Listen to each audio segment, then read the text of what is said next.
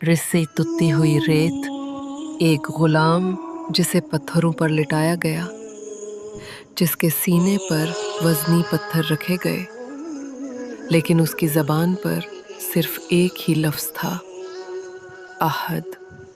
अहद यानी सिर्फ वही एक अल्लाह।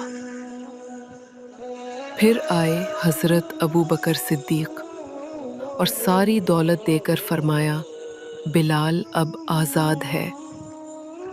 इसी बिलाल को इस्लाम ने वो मकाम दिया कि नबी करीम सल्लल्लाहु अलैहि वसल्लम ने फरमाया, बिलाल तुम्हारी आज़ान की आवाज़ जन्नत में सुनाई दी। इस्लाम ने सिर्फ इबादत नहीं सिखाई, बल्कि इंसान को इज्जत दी वापस लौटाई। हज़रत बिलाल, आज़ादी का नाम, यकीन की मिसाल। अगर आप भी चाहते हैं कि हक की आवाज़ हर दिल तक पहुँचे, तो चैनल को सब्सक्राइब करें। हमें 1 मिलियन मुस्लिम सब्सक्राइबर्स की ज़रूरत है।